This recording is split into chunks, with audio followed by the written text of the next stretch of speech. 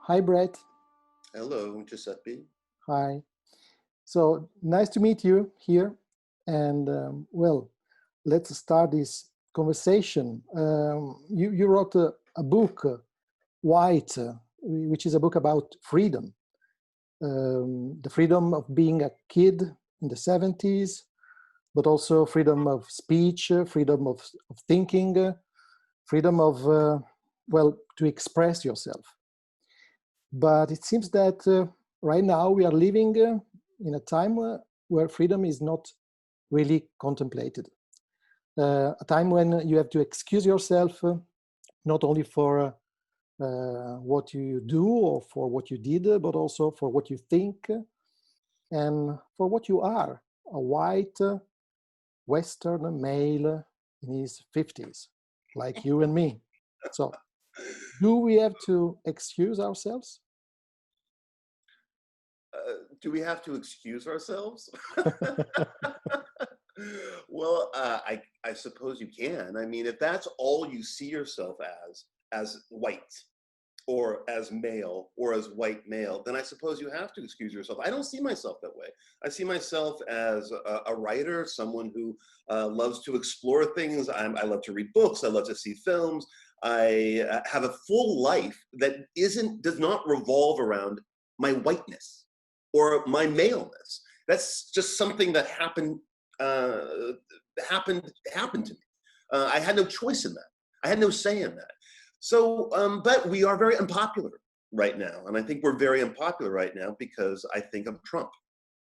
And I think one of the problems, at least with my book, White, its reception in the States was that it was seen as a kind of weird apology for Trump in a way that I really wasn't more critical of him, even though I am. And I didn't vote for him, and I'm not a Trump supporter. I support the people's movement towards him. I support democracy, but not necessarily Trump. But anyway, the reception to the book, because of this Trumpian moment we're in, seemed to suggest it was a very political book. And in America, they really did miss this notion that the book is, as you say, about our freedoms being erased, our freedoms being taken away from us right now. And it has never been more apparent, at least in the United States, than it has been in these last few weeks. It's Orwellian. It's actually Orwellian. It's actually so obvious, so present that as someone my age, I am shocked that this is going on. But that is what the book is about. It is about the progression from living and growing up and being nurtured in a free society, a society that believes in free expression, that believes that you are more than your skin color, that you are more than your sexuality, and then finding yourself at the other end of an era where they're saying, no, it's all about identity politics and cultural appropriation and protesting and the resistance, and things can mean one thing, statues can be taken down, paintings can be removed, opinion pieces can be re-edited and retitled by the New York Times. It's a very strange moment. And it's strange because the book is more prescient now in a way than it was when it came out last year. But I mean, having a book called White right now is a terrible thing to promote. I mean, so I don't think my publisher in America, even though the paperback just came out, is doing anything with it. Well, recently, Ed Rock, aka Adam Horowitz from the Beastie Boys, he apologized for the lyrics in Girls, a song that came out with their first album in 1986, which is quite a long time ago, but he felt like necessary to apologize. And also Spike Lee apologized after saying something supportive to Woody Allen. And it sounds really crazy, like you don't have even the permission to think something different from the mainstream. Well, look, the Spike Lee thing surprised me because that doesn't seem like Spike Lee. Yet on the other hand, you know, we are in a corporate entertainment world now, and Spike Lee has a new movie out. And doing the press for the movie, he's working for a massive corporation. The massive corporations here are pretty much anti-Woody Allen here in America. So I think him saying that in an interview, I don't know, I think what I call the body snatchers. The body snatchers of public relations got to Spike while he was doing this promotion for Defy Bloods, his new movie. Said, you can't say that. You got to retract that. You got to say that you really don't know Woody Allen, or you're not his friend. I'm actually surprised that even Spike Lee, who was probably paid a lot of money by Netflix for that film, had to somehow bow down to the corporate mandate.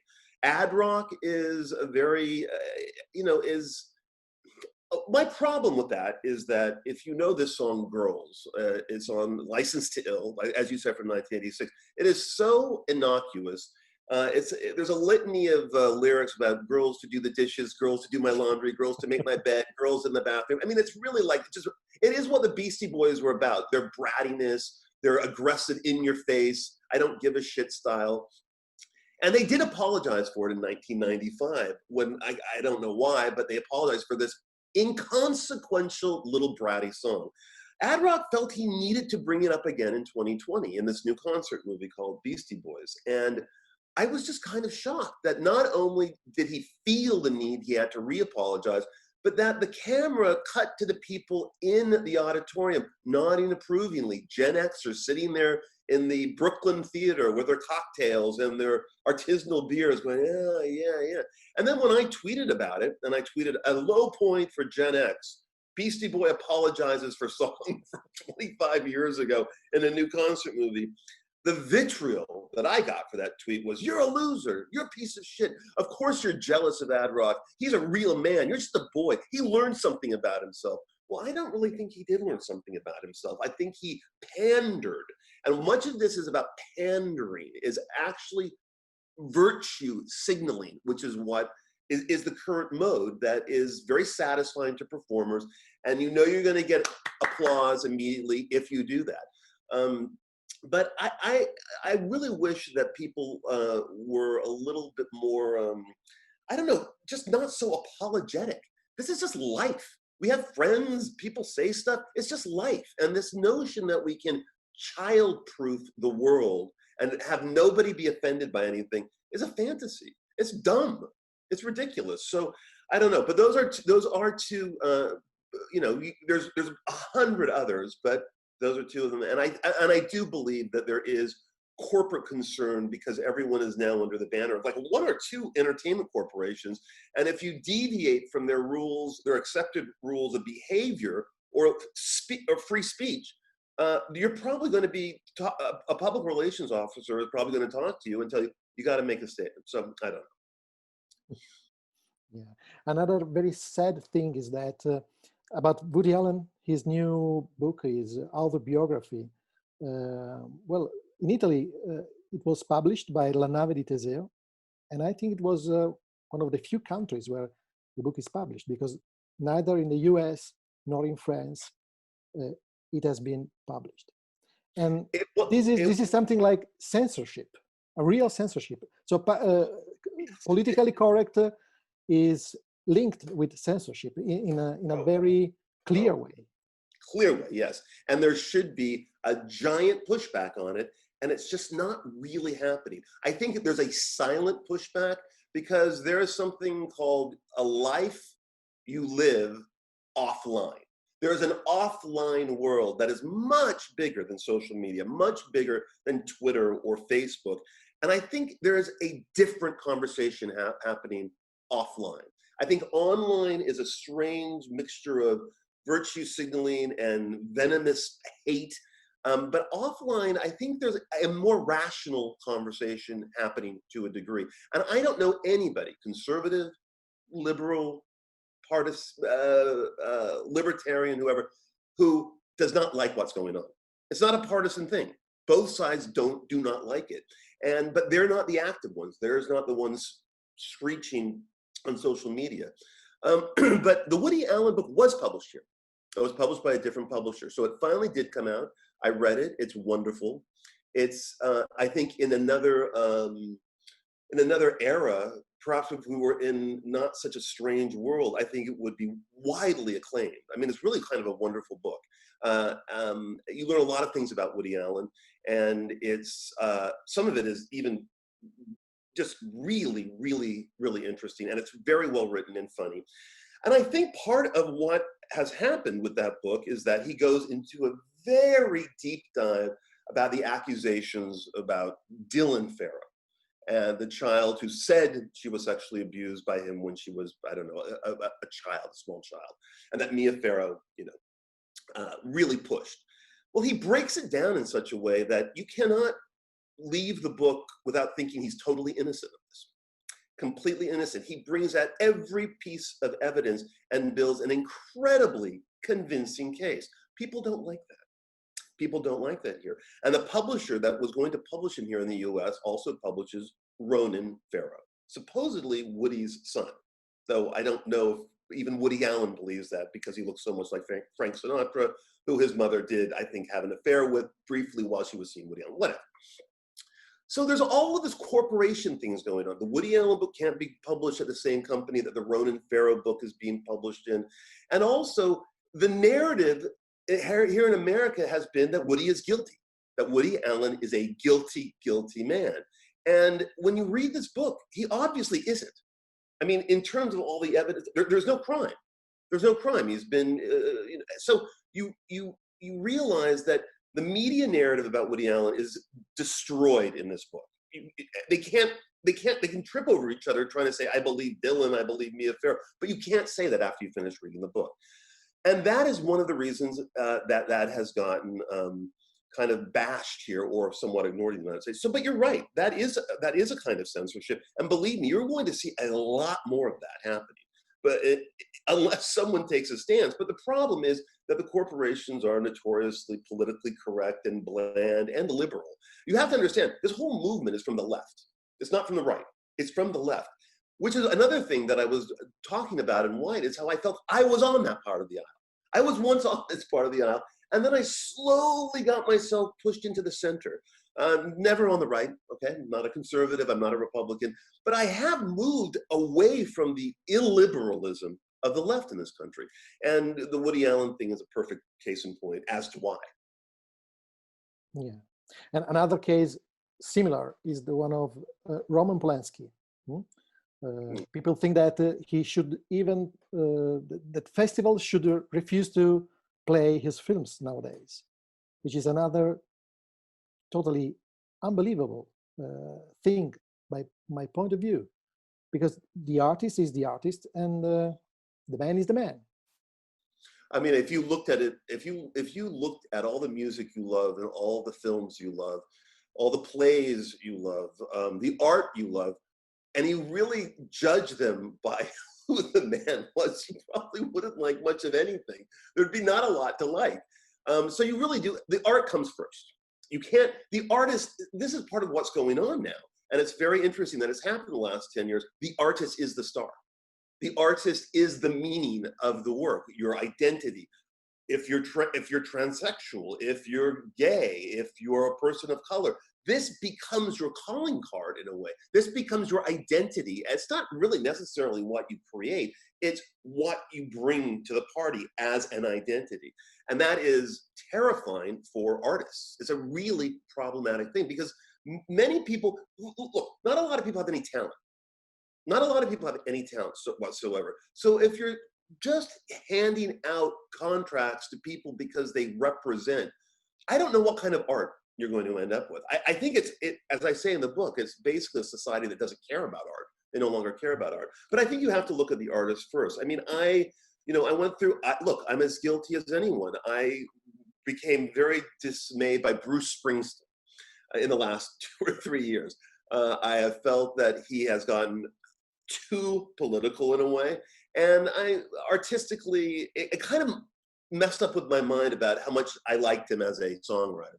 And I realized I just have to get over that. And I just have to listen to his music, enjoy his music. And once I made that leap, I really loved his last record, Western Skies. I'm going to promote that record. It's very good. Roman Polanski, you know, is a great filmmaker, and there's no way you can really take that away from him.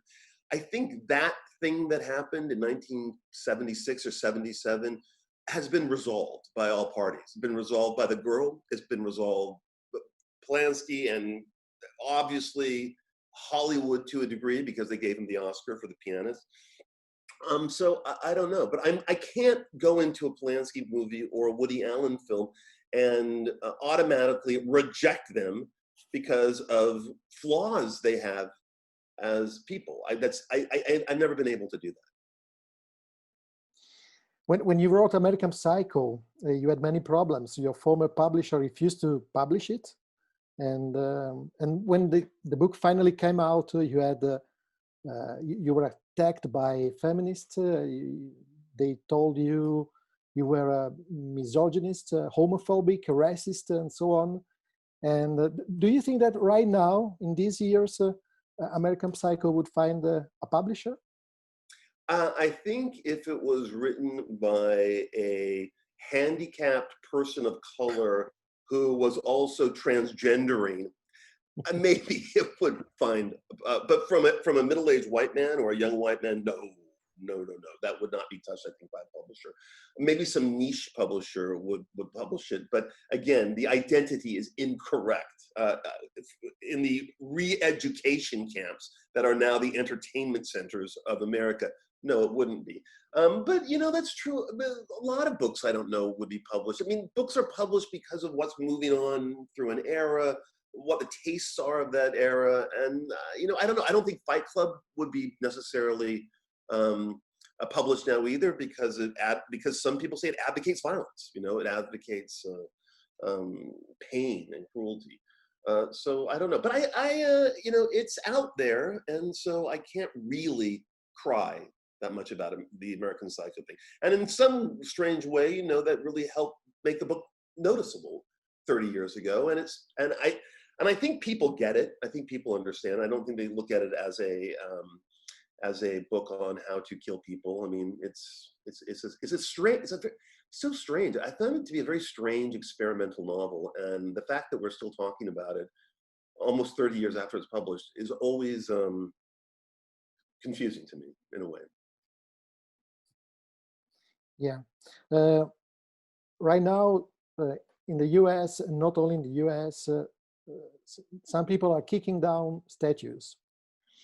But the same thing is happening with literature. No? It's not only today. Like Mark Twain being accused of using the word Negro in the Adventures of Huckleberry Finn. Shakespeare being anti-Semitic and racist too. And who else? Dante for the Commedia, because he is anti-Islamic and homophobic too. So everything has to be rewritten. Or well, one of the big things that kind of happened here in America was Gone with the Wind. The film was taken off of HBO. The problem was that when you do that, you have encouraged what is called a circular firing squad of the left. They have a target, but then once they open that door, once they choose that target, they can't help but start shooting themselves. They get their targets, and then it comes around and shoots them. And part of the problem with banning Gone with the Wind is that Hattie McDaniels won an Oscar for Best Supporting Actress. The first black actor to ever win an Oscar, an historic moment. You're going to erase that. You're going to take that away. People realize quite suddenly, and then they put it back on. So hopefully there's going to be more of a conversation than an automatic reaction. And that's the problem. There are no teachable moments. There are no moments where everyone says, let's sit down and talk about this. Let's have a panel. Let's have a discussion. Why are we talking about this? Things are removed immediately. But there is pushback on that. And I think there's going to be more and more pushback on this kind of, I guess, cultural appropriation. I mean, I guess that's what it is, where one party is only allowed to write something about their own experience and they can't step into anyone else's shoes, which is a terrible, terrible thing that I believe is being taught throughout universities here, that you can't do that. That is somehow immoral. It's immoral to step into the shoes of someone else and steal their story, which is pretty much what being a writer is about. It is about stepping into other shoes and thinking of other people and finding empathy while doing so. It is very scary what is happening, and we joke about what's next every day. We joke about what is next. What is Blazing Saddles, Mel Brooks's comedy about race in the West and the whatever, is that going to be next? John Hughes movies, because the term faggot was used a couple times as slurs. I don't know. I do think that a lot of people do understand it. I think the loudest complainers, though, are the loudest. And so we're hearing their voice, and we're not hearing a lot of the more sane voices that are on the sidelines, who just don't want to step in because they don't want to be canceled. They don't want to say the wrong thing. People are being a little bit more careful about that. But I do think that there is a silent, offline group of people who see this for what it is. And it's being manipulated by fewer people than we might think. I think that back in the 70s, when white starts, we were much more free. Do you have any kind of nostalgia for the past? Completely. Total nostalgia for the past. My new novel that I'm working on is set in 1980, 81. I am thinking about the past a lot. And it wasn't all great, but compared to now, there was a sense of becoming something, of growth, of maturity. You wanted to become an adult. I yearned for that. I yearned for the mysteries of the adult world, of its sexuality, and being able to be free in a way from my adolescence and my childhood. That's not happening now. People stay kids a lot longer now and want to. And so I also remember that notion that I was able to parse anything. Like, okay, I get that. It's not literally that. There's a metaphor behind it. And I also was looking to hear different voices. I wanted to hear different voices from mine. I wanted to hear people come to my college and give a lecture that I wasn't necessarily going to agree with about a writer or a film, or we had a film society, and there would be debates about movies and stuff, and they could get heated. But I miss that world, and I also miss that everyone wasn't so angry, and everyone wasn't just yelling at each other all the time. That the debate was civil. I mean, and people weren't canceled or shut down or banned from coming to colleges. And I have to say, everything that we're seeing now grew out of academia here in the United States. These thoughts, these ideas came out of a generation that is, and we are now seeing the flowering of it in the culture. A very different era than the one that I was raised in, which free speech was the number one thing, the most vital. It is not now. It simply isn't. Yeah. So may I ask one question about your new book? If there is any character who will return from the other books, like it was in the past? No? No. Okay. No. It's all I can say about it is that I've wanted to write it for many, many, many, many years. It's based on something terrible that happened to me and a group of friends in my senior year in high school. I've thought about it for decades. It's not a long book. It should be written quickly. I want to write it very quickly, and it's very autobiographical. It's fiction, but it's based in autobiography. And so, and it really, I've been thinking about it for 2 years now, and I've been thinking, I could never really figure it out, or if I really even wanted to write about this. And so I started to, and it came together pretty fast. There's an outline, but the problem is, and I want to finish it by the summer. I want to write it in 3 months. I just want to get it out of my system, but I'm so slow. And I have to get over that in order to just, and this is not a fancy book. This is a book about this happened, then this happened, then this happened. And it happened in 1981, and I'm just going to tell you straight away what happened. So anyway, that's all I can say about the book, and hopefully it will be finished soon. Wow, I'm very happy to hear that you're writing.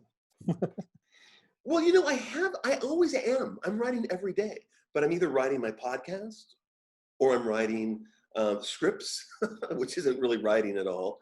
And I've been working on this book. So we'll see what happens. Yeah. What about the next election? Do you think that people will be scared to say that they are for Trump again? Like, look, I don't know. I mean, I think there's something happened in this last month here in America. I'm sure you've heard about it because it's probably happened all over the world. yeah, The Black Lives Matter movement and the killing of George Floyd.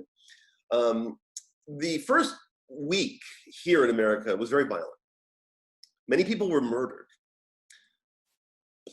Buildings were burned down. Businesses were ruined. There was a lot of looting, a lot of violence. Now, that's not to say that there wasn't an enormous amount of peaceful protesting. There was. Ultimately, there was. But that initial week, it really burned into a lot of Americans' minds. And I do believe they've linked the two. They've linked the protest with the violence, and that has not gone away. And the media encouraged them not to do that, because the media said that, oh, it's all part of the protest. Burning a building down is resistance. They really didn't cover the murders of the 17 people, I think, who were killed by the rioters and by the leaders, whatever. So, but I don't think a lot of people have forgotten about that. And, you know, Trump talks about his silent majority, the way that Richard Nixon talked about it. That could very well be true. That could very well be true. I have always argued that I don't know how much is going to get you when you're so adamantly hysterical about Trump, instead of just waiting in the shadows, getting a good candidate and voting him out. That's what you should be doing. Having a hysterical meltdown basically every day over every tweet or jokey meme he puts out makes you look like fools. CNN deconstructed this little jokey thing of two kids running down a street, one black, one white, and it made them look like idiots. And it makes everyone else look completely crazy when they should know better about Trump. I don't know. I mean, I think a lot about what the polls were saying in October and November of 2016, that there was absolutely no way that Trump can ever win this. He has like a 2% chance of winning, the New York Times said. Hillary Clinton has a 98% chance of being the president on election day. And then we have polls in the aftermath of the riots that say, oh, Biden is up 10 points, 12 points, 13 points. And this is from the same media. I don't know if we can believe in the polls or not. And are people afraid to say they are voting for Trump? I don't know. I think less and less people are. Kanye West certainly said he was voting for Trump in a recent article in GQ magazine. And certainly, you know, Muhammad Ali's son came out this past weekend and said, my father would have completely supported Donald Trump. He believes that the Democrats are the racists. And that is a big message that's coming out of young Black America now, that all of these years of Democratic proposals and policies have not, in fact, helped Black life, that it has hindered Black life in this country. And it'll be very interesting when Trump goes out there and starts talking about all of the reforms he's done, that even my socialist boyfriend, the one thing he likes about Trump, the one thing he likes is Trump's policy on race and on prison reform and on helping Black communities. And he hates Trump. He absolutely hates Trump.